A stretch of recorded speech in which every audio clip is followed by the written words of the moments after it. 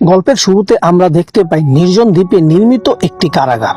আজ এই কারাগারে নতুন কিছু বন্দীকে আনা হচ্ছে, যার মধ্যে আমরা এডমন্ড নামের একজন বন্দীকে দেখতে পাই। ওয়ার্ডেনের সাথে দেখা হলে সে বলে, স্যার, আমি কোনো অপরাধ করিনি, এই লোকেরা আমাকে মিথ্যাভাবে ফাঁসিয়েছে, তাই আমাকে সাহায্য করুন। এটার ওয়ার্ডেনের শান্তভাবে উত্তর দেয়, আমি জানি তুমি সত্যি যদি কিছু অপরাধ করতে তাহলে তোমাকে দেশের ভেতরে কোনো না কোনো জেলে পাঠানো হতো। যাদের বিরুদ্ধে ষড়যন্ত্র করা হয়েছে তাদেরকে এই দুর্মুখ কারাগারে আনা হয়। এরপর ওয়ার্ডেন তাকে মারধর করে এবং তারপরে তাকে একটি কাঠের দরজা এবং ছোট একটি জানালা দিয়ে একটি কক্ষে আটকে রাখে। এই দরজার বছরে একবার খোলে যখন ওয়ার্ডেন কোনো কারণ ছাড়াই তাকে মারতে আসে। সময় অতিবাহিত হয় এবং এডমন্ড তার ছেলে একা বন্দী হয়ে ক্রমশ ব্যতীত হয়। তিনি দেওয়ালে ঈশ্বরের কাছে ন্যায় বিচারের প্রার্থনা লিখেছেন, কিন্তু সময়ের সাথে সাথে যখন সে বুঝতে পারে যে পরিস্থিতির উপর তার কোনো নিয়ন্ত্রণ নেই, তখন সে খুব খারাপ বোধ করতে শুরু করে। সেই কারাগারে 12 বছর কাটানোর পর তিনি ঈশ্বরের প্রতি বিশ্বাস হারিয়ে ফেলেন।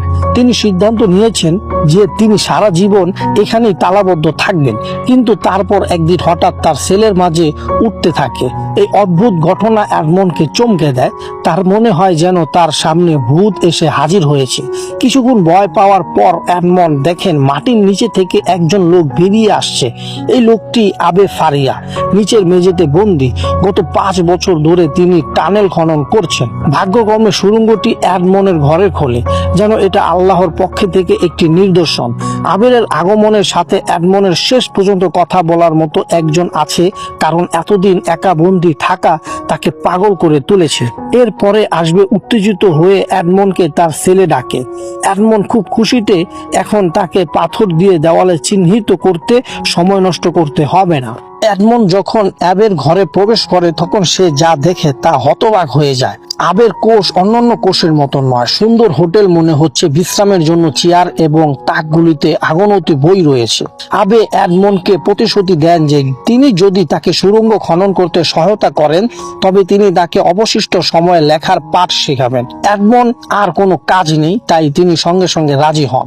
যখন তারা খনন শুরু করতে চলছে তখন তারা একজন প্রহরীর পায়ের শব্দ শুনতে পায়। ভয়ে কাঁপতে কাঁপতে এডমন্ড দ্রুত তার সেলে ফিরে যায় এবং ডাস্টবিন প্রস্তুত করে যখন গার্ড তার মেঝেতে আসতে চলেছে, এই সময় কারাগারের কক্ষের দরজার মাত্র 2 বার খোলে, একবার আবর্জনা সংগ্রহ করতে ও একবার রাতের খাবার পরিবেশন করতে। এগুলো ছাড়া বাকি দিনগুলো বিনামূল্যে, যা তাদের ধরা পড়ার চিন্তা না করেও টানেল খননের জন্য প্রচুর সময় দেয়। এরপরে আমরা দেখতে পাই যে এখন তার চুলের একটি ছোট টুকরো কাটছে। সে একটি পাথরের উপর একটি স্ফুলিঙ্গ আঘাত করে, চুল আগুন দেয় এবং তারপর একটি মোমবাতি জ্বালায়। তারপর কোনো মতেই দুজনই সুড়ঙ্গ ঢুকে আর খনন করতে থাকে। নিচে খুব কম জায়গা আছে, তাই খনন করা সহজ নয়। আবে অনুমান করেন যে তারা এই গতিতে কাজ চালিয়ে গেলে বহির্বিশ্বে পৌঁছাতে কমপক্ষে আরো 3 বছর সময় লাগবে। একদিন বিশ্রাম নেওয়ার সময় এডমন্ড আবের একটি বই থেকে জানতে পারে যে আবে এক সময় খুব দক্ষ তলোয়ারধারী ছিলেন। এরপরে এডমন্ড একগুঁয়ে হয়ে উঠে এবং বলে যে আবে যদি তাকে বেড়া দেওয়া না শেখায় তবে সে সুড়ঙ্গ খনন করা বন্ধ করে দেবে। এডমন্ড এখন জীবন একমাত্র লক্ষ্য তার শত্রুদের কাছ থেকে প্রতিশোধ নেওয়া। এটা শুনে আবে রাজি হন এবং এডমন্ডকে যুদ্ধের দক্ষতা শেখাতে রাজি হন। আবে তাকে বোঝাতে শুরু করে যে গতি একজন যোদ্ধার সবচেয়ে বড় শক্তি। রুমে পড়া পানির ফোঁটা ব্যবহার করে এডমন্ডকে একটি পাঠ শেখানো কথা ভাবতে তিনি ফোঁটা ফোঁটা জলের ধারে দাঁড়িয়ে এত তাড়াতাড়ি হাত ঢুকিয়ে দেয় যে ভিজেও যায় না। তিনি বলেন, যেদিন তোমার হাত এত ধারালো হবে সেদিন তুমি একজন দক্ষ যোদ্ধা হয়ে যাবে। এরপরে আবে আবার খনন শুরু করে এবং এডমন্ড অনুশীলন করতে থাকে। কয়েকদিন পরে আবে দরজায় কাঠের তক্তা ভেঙে একটি নকল তলোয়ার তৈরি করে। এরপর সে এডমন্ডকে শেখাতে শুরু করে কিভাবে সঠিকভাবে তরবারি চালাতে হয়। আর ফ্রান্সিং প্রশিক্ষণ শেষ করার পর এডমন্ড তার পড়াশোনায় মনোনিবেশ করেন। এখন তার সারাদিন পড়াশোনা, খোরাখুরি আর তরবারি চর্চায় কাটে। কয়েক মাস পর এডমন্ডের তরবারি দক্ষতা উল্লেখযোগ্যভাবে উন্নত হয়। অ্যাবে বুঝতে পারে যে এডমন্ড তার চেয়ে ভালো তলোয়ারধারী হয়ে উঠেছেন। এক সন্ধ্যায় কথোপকথনের সময় এডমন্ড জানতে পারে যে অ্যাবে একবার স্টেডিয়া নামের একটি খুব ধনী পরিবারের জন্য কাজ করেছিল।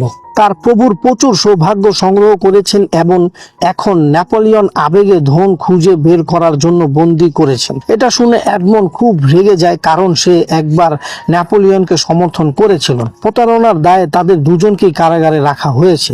দিনে দিনে টানেল খনন করেন আর স্বাধীনতার কাছাকাছি নিয়ে যাচ্ছেন। একদিন তারা সুড়ঙ্গের কাছে শিকড় দেখতে পায়, যা আবেগে উপলব্ধি করে যে তারা পৃষ্ঠে পৌঁছানোর খুব কাছাকাছি। এটা জেনে দুজনেই খুব খুশি হয়, কিন্তু শীঘ্রই এমন কিছু ঘটে যা তাদের সুখকে দুঃখে পরিণত করে। সুড়ঙ্গটি হঠাৎ কাঁপতে শুরু করে এবং বিকট শব্দে অনেক পাথর ও তেল পড়ে যায়, ফলে আবে এর নিচে চাপা পড়ে যায়। আতঙ্কিত এডমন্ড দ্রুত পাথরটি সরিয়ে আবেকে টেনে নিয়ে যায়। একটি ভারী পাথর বুকে আঘাত করলেও আবে গুরুতর আহত হন। ফুসফুসের ক্ষতির কারণে সে কোনো মুহূর্তে তার মৃত্যুর হতে পারে। তার শেষ মুহূর্তে আবে দুর্বলভাবে এডমন্ডকে বলে যে তার ঘরে একটি পাথরের নিচে একটি বই রয়েছে, সেই বইয়ের নিচে কিছু লুকিয়ে আছে। এডমন্ড একই গুপ্তধনের মানচিত্র খুঁজে পায়, যার জন্য আবেকে বন্দী করা হয়েছিল। তাকে দেখে সে হতবাক। আবে তার কাছ থেকে প্রতিশ্রুতি নেন যে তিনি সর্বদা ভালো কাজের জন্য ধন ব্যবহার করবেন এবং যতটা সম্ভব খারাপ কাজ থেকে দূরে থাকবেন। এডমন্ড প্রতিশ্রুতি দেয় এবং তারপরেই আবে মারা যায়। এডমন্ডের চোখ জল, তার মনে হয় যে সে আবার একা। ঠিক তখনই গার্ড আসে খাবার দিতে। এডমন্ড দেওয়ালের আড়ালে লুকিয়ে আছে, গার্ড তাকে কিন্তু কোনো সাড়া নেই। তিনি যখন চেক করতে ভেতরে আসেন এবং আবেবের মৃতদেহ দেখেন, তখন তিনি আতঙ্কিত হয়ে এবং তার উদ্ভটতা জানাতে দৌড়ে যান। এডমন্ড দ্রুত সঙ্গে সুড়ঙ্গ বন্ধ করে তার সেলে ফিরে আসে। কিছুক্ষণ পর গার্ড তার কয়েকজন সহকর্মীকে নিয়ে ফিরে আসে এবং আবের লাশ একটি বডি ব্যাগে রাখে। এডমন্ড সুড়ঙ্গের মধ্যে লুকিয়ে আছে, তাদের চলে যাওয়ার জন্যই অপেক্ষা করছে। প্রহরীরা চলে যাওয়ার সাথে সাথে এডমন্ড নিঃশব্দে ঘরে প্রবেশ করে। সে আবার মৃতদের দিকে তাকায় এবং তার দিকে তাকিয়ে থাকা অবস্থায় তার মাথার একটি ধারণা আসে। সে দ্রুত আবের মৃতদেহটি তার জায়গায় রাখে এবং নিজের বডি ব্যাগে প্রবেশ করে। কিছুক্ষণ পর ওয়ার্ডেনের তার লোকদের নিয়ে লাশ সংগ্রহ করতে আসে। যেহেতু জেলখানা নির্জন দ্বীপ, তাই লাশ সমুদ্রে ফেলা দেওয়াই ভালো মনে করে তারা। এদিকে একজন প্রহরী খাবার নিয়ে এডমন্ডের সেরে যায়, কিন্তু বারবার দরজা ধাক্কা দিয়েও কোনো সাড়া না পাওয়ার সন্দেহ হয় তা। সে দরজা খুলে ভেতরে যায়, কিন্তু এডমন্ডের পরিবর্তে সে আবের মৃতদেহ খুঁজে পায়। তারপর গার্ড চিৎকার করে আর্ডেনকে ডাকতে থাকে। ওয়ার্ডেন দ্রুত কাজ শেষ করতে চায় এবং সেদিন প্রবল বাতাস বইছে। সাগরের ঢেউ পাথরে আছড়ে পড়ছে, যার কারণে কিছুই শোনা যাচ্ছে না। ওয়ার্ডেন যখন গার্ডের কথা শোনার চেষ্টা করছে, এডমন্ড হঠাৎ ওয়ার্ডেনের চাবি চুরি করে। এ কারণে ওয়ার্ডেনের এডমন্ডের সাথে সাগরে পড়ে যায়। এডমন্ড জলে পড়ে যাওয়ার সাথে সাথে চাবি থেকে নিজেকে মুক্ত করে। সাঁতার কাটলে তিনি ওয়ার্ডেনকে দেখে বছরের পর বছর ক্ষোভ তার ভিতরে ফুটে এবং সে নিষ্ঠুরভাবে ওয়ার্ডেনের সমুদ্রে ডুবিয়ে হত্যা করে। এরপর সে পেছনে না তাকিয়ে সমুদ্রে সাঁতার কাটতে থাকে। পরের দিন সকালে যখন এডমন্ড জেগে ওঠে, তখন সে একটি দ্বীপে ছিল। সে জানে না কিভাবে সে বেঁচে গেল বা সেখানে গেল। তিনি এখন বুঝতে পারে না যে তিনি এখনো বেঁচে আছেন, তবে তিনি এখনো মুক্ত নন। কাছেই একদল জলদস্যু তাকে শান্তভাবে দেখছে। এডমন্ড মনে করে তাকে হত্যা করা হবে, কিন্তু জলদস্যুরা নেতা লুই তাকে একটি সুযোগ দেয়। তিনি বলেন তিনি এডমন্ডকে একটি শর্তে জীবিত ছেড়ে দিবেন। এডমন্ডকে অবশ্যই তার বিশ্বাসঘাতক বন্ধু জ্যাকবের সাথে লড়াই করতে হবে, যাকে তারা যেভাবেই হোক জীবিত কবর দিতে যাচ্ছিল। জ্যাকব জয়ী হলে সে আবার জলদস্যুদের দলে যোগ দিতে পারে এবং তারা এডমন্ডকে হত্যা করবে। তিনি জিতলে মুক্তি পেতেন। কিছুক্ষণের মধ্যেই দুজনের মধ্যে হাতাহাতি শুরু হয়। জ্যাকব তলোয়ার চালানোর খুব পারদর্শী, কিন্তু আবেরের কাছ থেকে শেখা এডমন্ডের কৌশল খুবই শক্তিশালী। বেশ কয়েকটি আক্রমণ সত্ত্বেও জ্যাকব এডমন্ডকে স্পর্শ করতে অক্ষম। সুযোগ পেলেই এডমন্ড দ্রুত আক্রমণ করেন এবং জ্যাকবকে ছিটলে ফেলে, কিন্তু তাকে হত্যা করার পরিবর্তে এডমন্ডকে লুইগির দিকে ফিরে বলেন, দেখুন, আমরা দুজনেই আপনার কাজে লাগতে পারি। আমরা কাজের লোক, বিনা কারণে আমাদের মারছেন কেন? ভালো জলদস্যু খুঁজে পাওয়া সহজ নয়। লুই এডমন্ডের দক্ষতা এবং দয়া দেখে সন্তুষ্ট হন এবং তাদের উভয়ের জীবনে বাঁচিয়ে দেন। জাহাজে কথোপকথনের সময় এডমন্ড তার পুরো ঘটনাটি ক্যাপ্টেনকে বলে।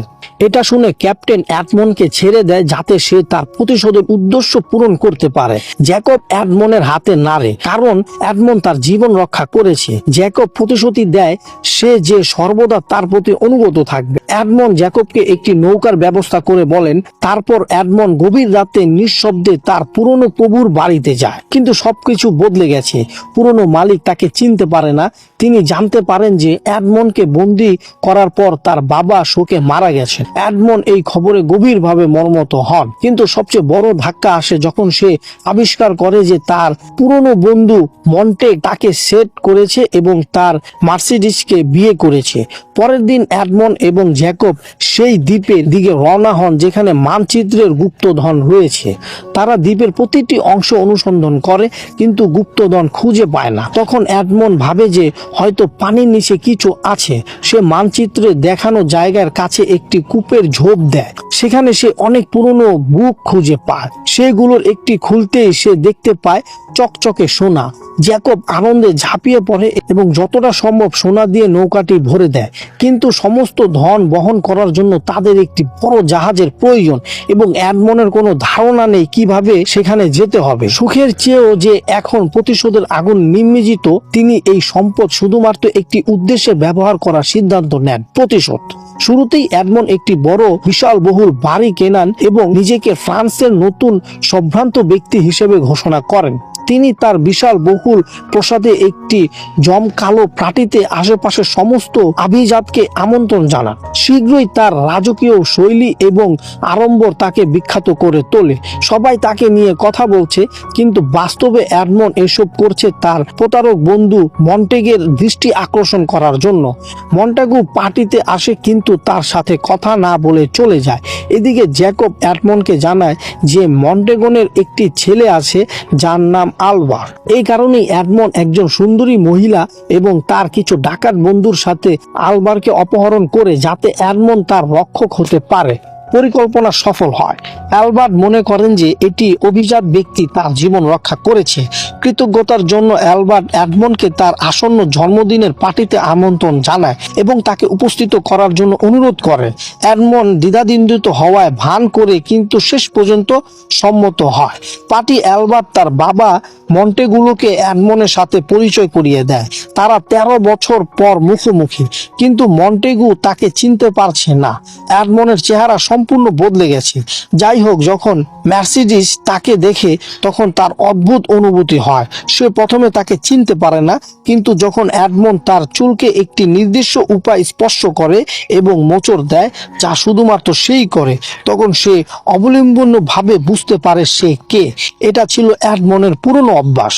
এডমন্ড জানে সে মন্টেগুর অর্থের জন্য মারিয়া, তাই সে তাকে মিথ্যা বলে সে একটি বিশাল ধন খুঁজে পেয়েছে এবং পরের দিন একটি জাহাজে 100 কেজি সোনা নিয়ে আসছে। এডমন্ডের কথা শুনে সে মোনাগুকে নিয়ে একটা পরিকল্পনা করে। তারা সিদ্ধান্ত নেয় এডমন্ডের ধন চুরি করার আগে সে সেখানে পৌঁছাবে এবং সমস্ত সোনা নিজেদের জন্য রাখবে। মোনাগু বলেছেন যে তিনি তাদের সাহায্য করতে পারেন এমন কাউকে চেনেন। প্রকৃতপক্ষে এই 3 জন লোকই একই ব্যক্তির যারা এডমন্ডকে বহু বছর আগে কারাগারে পাঠিয়েছিলেন, এবং তখন এডমন্ড ইচ্ছাকৃতভাবে তাদের সবাইকে একত্রিত করেছে। পার্টির পরে মার্সিডিস গোপনে এডমন্ডের গাড়িতে উঠে। কাঁদতে কাঁদতে সে প্রকাশ করে যে মোনাগু তাকে মিথ্যা বলেছিল। তিনি বলেছিলেন যে এডমন্ডকে ফাঁসি দেওয়া হয়েছে। এডমন্ড ভয় পায় যে এই সত্য পুরো তার প্রতিশোধ পরিকল্পনাকে ধ্বংস করে দেবে, তাই তিনি মার্সিডিসকে এখনই সেখান থেকে চলে যেতে বলে। আমরা তখন দেখতে পাই যে এডমন্ডের জাহাজটি লুট হয়েছে এবং এটি মোনাগুর লোকেরা করেছে। এডমন্ডকে কারাগারে পাঠানো লোকদের মধ্যে এই একই ব্যক্তি ছিল একজন। লোকটি ভেবেছিল যে সহজে জাহাজগুলো লুণ্ঠন করেছেন, কিন্তু শীঘ্রই প্রহরীরা এসে তাকে আটক করে। সে পালানোর চেষ্টা করে, কিন্তু এডমন্ড আসে। লোকটা লড়াই করার চেষ্টা করলে, কিন্তু তাকে হত্যা করার আগে এডমন্ড তার গলায় ফাঁস দিয়েছিল। এডমন্ড তার আসল পরিচয় প্রকাশ করে যাতে সে জানতে পারে কেন এবং কি অপরাধে সে মারা যাচ্ছে। তখন এডমন্ডের পরিবর্তে টার্গেট ম্যাজিস্ট্রেট ইউলফোর্ড কয়েক বছর আগে একই ম্যাজিস্ট্রেট এডমন্ডকে নেপোলিয়নের চিঠি মামলায় জড়িয়েছিলেন, কিন্তু ক্ষমতার লোভে তবে ইউলফোর্ড তার নিজের বাবাকে খুন করে এডমন্ডকে এই অপরাধে অভিযুক্ত করেন, যার কারণে তাকে জেলে যেতে হয়। এই সময় এডমন্ড একটি কথোপকথনের সময় সবকিছু স্বীকার করার জন্য ইউলফোর্ডকে ম্যানিপুলেট করে। ইউলফোর্ড সবকিছু স্বীকার করে। এডমন্ডের কাছে কোনো প্রমাণ নেই, কিন্তু তিনি জানতেন না যে পুলিশ আগে থেকে রুমে উপস্থিত ছিল এবং সব কথা শুনছিল। তার ঘটনাস্থলে ইউলফোর্ডকে আটক করে। এদিকে মন্টিক এখন নিঃশব্দ পালানোর প্রস্তুতি নিচ্ছে, কিন্তু মার্সিডিস তার সঙ্গে যেতে রাজি নয়। সে তাকে বলে যে অ্যালবার্ট তার ছেলে নয়, কিন্তু এডমন্ডের মন্টিক যখন ম্যাজিস্ট্রিকে বিয়ে করেছিলেন তখন তিনি ইতিমধ্যেই গর্ভবতী ছিলেন। এই কারণে তিনি তাকে বিয়ে করতে রাজি হন। মন্টিক রেগে চিৎকার করে কিন্তু কিছুই পরিবর্তন করতে পারে না। সে দুর্গের দিকে ছুটে যায়। সেখানে সে সবকিছু চুরি করা ধন লুকিয়ে রেখেছিল, কিন্তু তিনি বক্স খুললে সেগুলো বালিতে ভরা। শেষ বুকে সে শুধু বুকের একটি ছোট টুকরো খুঁজে পায় যা এডমন্ডকে দিয়েছিল। ঠিক সেই মুহূর্তে এডমন্ড সেখানে পৌঁছে যায়। মন্টাগন তাকে সত্যিটা জানান। রাগে সে তলোয়ার দিয়ে এডমন্ডকে আক্রমণ করে, কিন্তু মন্টাগনের সাথে তার কোনো মিল নেই। এডমন্ড সহজেই তাকে নিয়ন্ত্রণ করে এবং দেওয়ালে পিন দেয়, ঠিক যেমন এডমন্ড চূড়ান্ত আঘাত দিতে চলেছেন। অ্যালবার্ট হস্তক্ষেপের পরে এবং বলে যে সে তার বাবাকে এইভাবেই মারতে দেবে না। মন্টিক এই সুযোগের সত্য ব্যবহার করে গোপনে গুলি এবং বারুদ সহ একটি লুকানো বন্দুক লোড করে। ঠিক তখনই ম্যাজিস্ট্রেট ছুটে এসে ম্যান্টিকে থামায়। সে তাকে সত্য বলে যে অ্যালবার্ট আসলে তার ছেলে। এডমন্ড শান থেকে যায়। তারপর মন্টাক তার বন্দুক এডমন্ডের দিকে নির্দেশ করে, কিন্তু জ্যাকব তৎপরতা দেখায় এবং বিদ্যুতের গতিতে একটি ছুরি নিক্ষেপ করে। বুলেট এডমন্ড মিস করে, কিন্তু ম্যাজিস্ট্রেটের কাঁধে আঘাত করে। ম্যান্ট্রিক একটি বিভ্রান্তি তৈরি করার জন্য একটি পালানোর পথ তৈরি করে, কিন্তু এডমন্ড তাকে অনুসরণ করে। ম্যান্ট্রিক তার ঘোড়ায় চড়ে তাকে আক্রমণ করে। এডমন্ডের তরোয়াল পড়ে যায় এবং এক মুহূর্তের জন্য মনে হয় যে ম্যান্টির উপর হাত রয়েছে, কিন্তু শেষ পর্যন্ত এডমন্ড মন্টিকে ছিটকে দিতে এবং তাকে একটি মারাত্মক আঘাত দিতে সক্ষম হয়।